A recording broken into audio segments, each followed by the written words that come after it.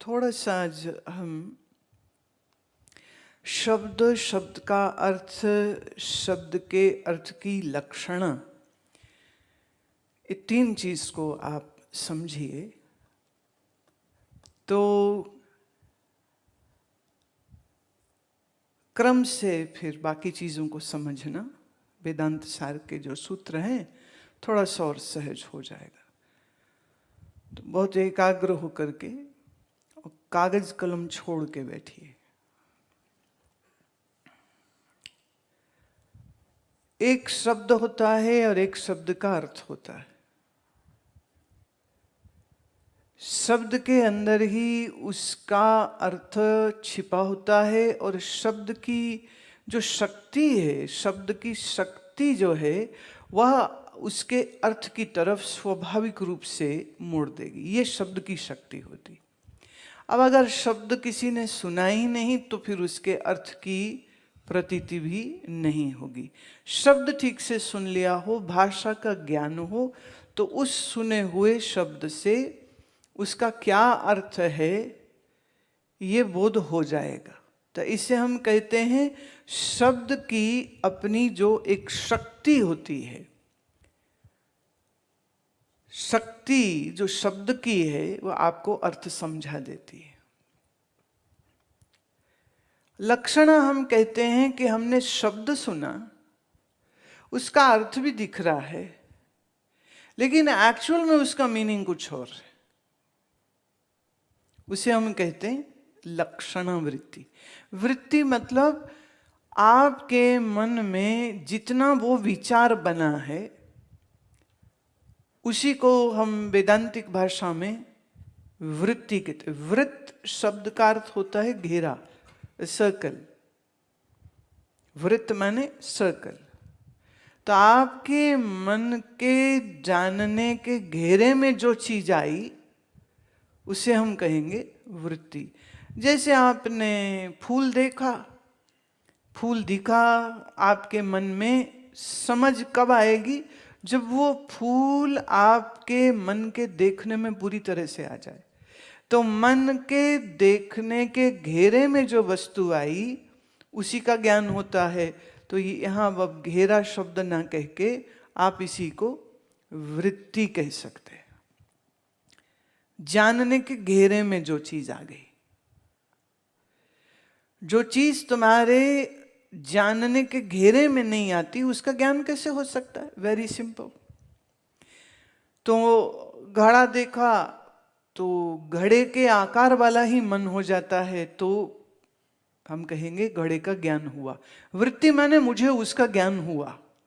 स्त्री देखी तो स्त्रियाकार वृत्ति बन गई, पुरुष देखा पुरुषाकार बन गई, जानवर देखा जानवरा आकार बन गई, शरीर देखा शरीरा आकार बन गई। तो शब्द है और शब्द के अंदर छिपी है जो शक्ति, उससे उसके अर्थ का ज्ञान होता है। और लक्षण क्या है कि वो अर्थ के लिए हमको कुछ और भी सहायता लेनी पड़ती है, अर्थ लगाना पड़ता है। एक एग्जाम्पल देती हूँ।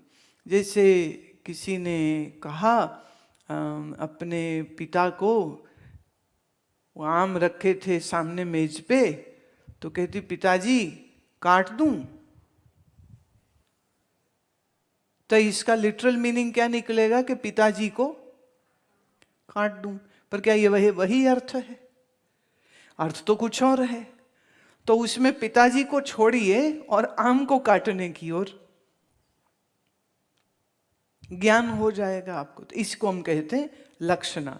when we understand the inference of whatever the sentence has been spoken, वो उस inference को ही हिंदी में लक्षणा बोलते हैं। क्या बोलते हैं?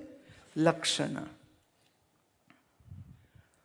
अब जो ये शब्द है, उस शब्द के साथ जितना हमने समझा वो उतने भर को हम कहेंगे वाच्य अर्थ। वाक्य से जो प्रकट हुआ उसी को हम कहेंगे वाच्य अर्थ। पर उसके अंदर जो हमने लक्षणा लगा के अगर कुछ और अर्थ निकाला तो फिर वो बात बिल्कुल बदल जाती।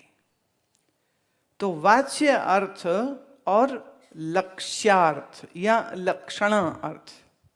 ठीक, अब आप इसे यूं समझें कि ये जो शब्द का अर्थ निकलता है, उस अर्थ को निकालने की 3 प्रक्रिया होती है।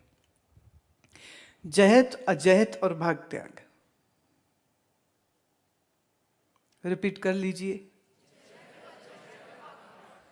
भाग त्याग। अब इसमें जो जहत है, इसमें हम संपूर्ण वाच्य, वाच्य मतलब जो बोला गया,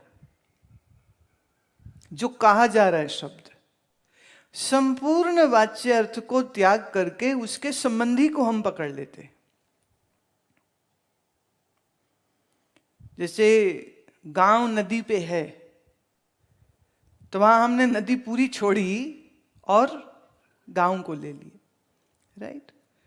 तो जहत में हम क्या कहते हैं, संपूर्ण वाच्य अर्थ को त्याग देते हैं। वाच्य मतलब बोला गया जो वचन है, वो उसका पूरा शब्द को छोड़ देते हैं और उसके साथ जो था हम उसको पकड़ते हैं। अजहत में बात बदल जाती है, जहां वाच्य अर्थ का त्याग न किया जाए, जहां त्याग न किया जाए और उसके संबंधी का भी ग्रहण किया जाए, और उसके संबंधी मतलब जो उसके पास था, संबंधी मतलब मामी चाची नहीं, यहां पर संबंधी माने जो भी उसके पास था। तो उदाहरण इसमें हमने वेदांत सार में देखा कि लाल दौड़ रहा है, तो अब लाल रंग तो दौड़ता ही नहीं है, तो हमने वाच्य अर्थ को भी पूरा लिया, मैंने लाल रंग को भी लिया, और ये किसका है जी, घोड़े का है, तो संबंधी जो था लाल रंग का उसको भी ले लिया। तो फिर अर्थ क्या निकला, लक्षणा क्या निकली, लाल रंग का घोड़ा दौड़ रहा है, राइट।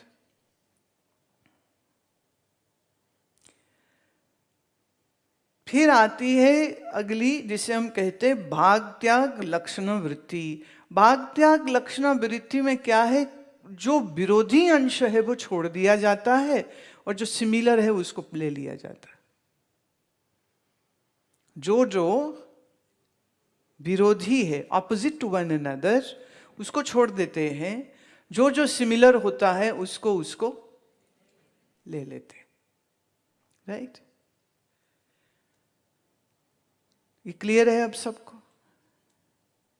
देखिए, ये जो प्रक्रिया है ना, इसको जब तक कंप्लीटली समझा ना जाए, तब तक उपनिषद के या वेदांत के किसी भी ग्रंथ में ठीक से प्रवेश करना बहुत कठिन हो जाता है। अब वेदांत सार जो है, ये अच्छे खासे वेदांत के पढ़ने लिखने अभ्यास करने वाले विद्यार्थियों, साधुओं, शिष्यों के लिए ये बना है, जो पहले से स्टडी कर रहे हैं, इसकी अध्ययन कर रहे हैं। और जिन्होंने वह अध्ययन नहीं किया है और सीधे डायरेक्ट इसमें आ गए हैं, तो उनके लिए तो बड़ी समस्या है, क्योंकि उनकी फोरग्राउंड बनी नहीं हुई। They don't have the right information, they don't have the right words, they don't understand the language. अब आपकी आम बोली भाषा में ना वाच्य अर्थ का उपयोग होता है, ना लक्षणा का कभी उपयोग होता है, ना तत् का होता है, ना त्वम का होता है। ये तो आपकी भाषा में ही नहीं है। So in a way I am teaching you language also. और आपकी जानकारी के लिए, वेदांत सार ग्रंथ एमए फिलॉसफी कोई पढ़े तो पढ़ाया जाता है, या कोई एमए संस्कृत करे तो पढ़ाया जाता है? तो यहां तो मेरा ख्याल 8वीं वाले भी बैठे हैं, 10वीं वाले भी बैठे हैं, 12वीं वाले भी बैठे हैं, जो कभी कॉलेज ही नहीं गए वो भी बैठे हैं। और सडनली आपको मास्टर्स वाली पढ़ाई। But it is very interesting. यहां भी कुछ लोग ऐसे हैं, जब चूंकि समझ नहीं आ रही होती, तो वो बात को ऐसे लेते हैं कि अच्छा, एक ना तत्व होता है और एक ना त्वम होता है, और जो जो मिलता होता है वो रख लेना होता है, जो छोड़ देना है वो है जो उसका विरोधी होता है। मैंने जैसे पता नहीं किसकी बात कर रहे हैं और हवा में बात कर रहे हैं। तो ये बात हो किसकी रही है? किसी और की हो रही है या तुम्हारी हो रही है? तुम्हारी बात हो रही और तत् की बात हो रही है। अगेन आपने वैराग्य में आके घर बार छोड़ के, बाल खिलेर के, चोगा पहन के भगवान कहां ऐसा तो कुछ किया नहीं है तुमने। आप तो वो हो जैसे 5-6 साल का बच्चा गया यूनिवर्सिटी किसी रिश्तेदार के साथ और चांसलर मिल गए सामने, तो चांसलर को कहता है मुझे डीलिट की डिग्री दो। वीसी कहता मैं कैसे दे सकता हूं, अभी तो बेटा जाओ वापस प्राइमरी सेकेंडरी कॉलेज करो, बैचलर्स करो, मास्टर्स करो, फिर यहां पर पीएचडी होती है, फिर डिग्री मिलती है। ऐसे थोड़े ना कि तुम मांगो और मिल जाए।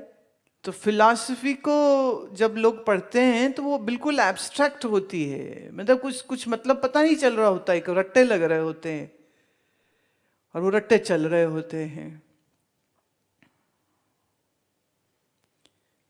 पर अगर आप एक अच्छे और सच्चे जिज्ञासु हैं तो आपके लिए ये एक बड़ी गहन, गंभीर, मन को समझाने वाली, अपने आप को समझा जो दे, ये वो विद्या है।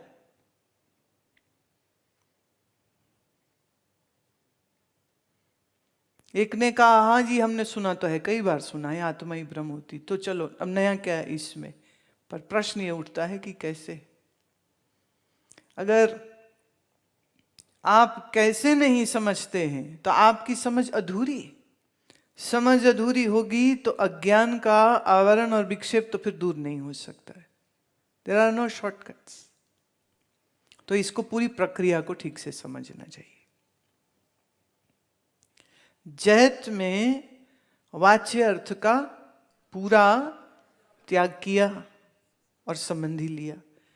अजैत में वाच्य अर्थ को छोड़ा भी नहीं पर संबंधी को भी साथ लिया। भाग त्याग लक्षणा में कुछ छोड़ा और कुछ लिया। छोड़ा क्या? जो विरोधी था। लिया क्या? जो समान था।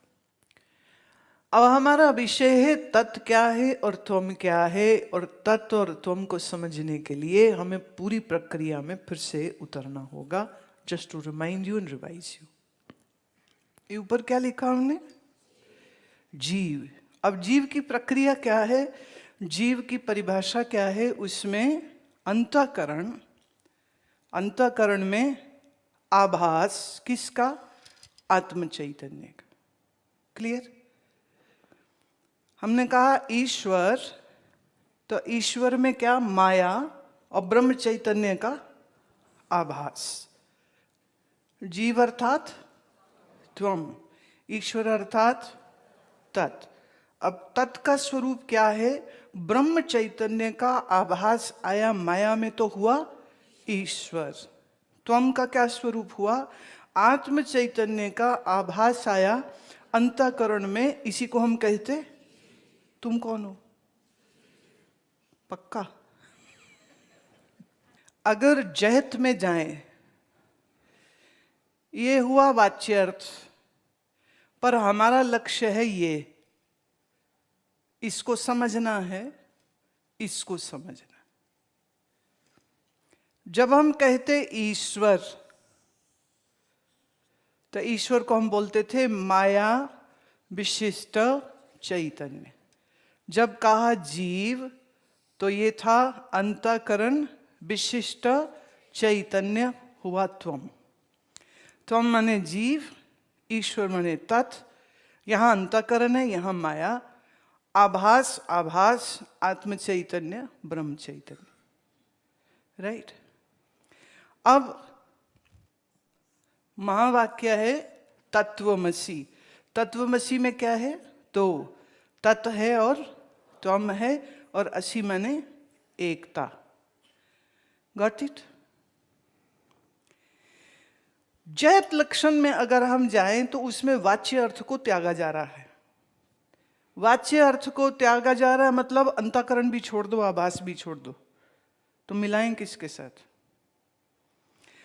अच्छा, जीव का परोक्ष है कि अपरोक्ष? तुम हो इसका तुम्हें पता है या नहीं है, इसे हम कहेंगे जीव का है अपरोक्ष, एज पर वेदांत सार जो आपने कल सुना था। और ईश्वर का है परोक्ष, इंद्रियों से कभी जिसको देखा ही नहीं उसी को हम परोक्ष कहते। अब जिसको देखा नहीं उसके साथ मिलें कैसे, उससे एकता कैसे हो? अच्छा, ईश्वर है ये कैसे जाना? शास्त्र ने बताया, गुरु ने बताया। अगर आपके जीवन से शास्त्र और गुरु को निकाल दें तो ईश्वर कुछ नहीं। माने जंगल में कोई बच्चा पैदा हो जाए, वहीं पले पड़े, किसी गुरु, किसी शास्त्र, किसी संत, किसी महात्मा को कभी न देखा, उसे मालूम होगा ईश्वर होता है और ईश्वर का ये नाम हो सकता है या कि ये धर्म हो सकता है, कुछ भी मालूम नहीं। तो ईश्वर का पता हमें चला शास्त्र से और गुरु से। अच्छा, गुरु है तो शास्त्र है, शास्त्र है तो गुरु का पता चल रहा है, दोनों जुड़े हुए। मुझे मेरा पता है मैं कौन हूं। आमतौर पे आप मैं किसको मानते हैं? किसको मानते हैं?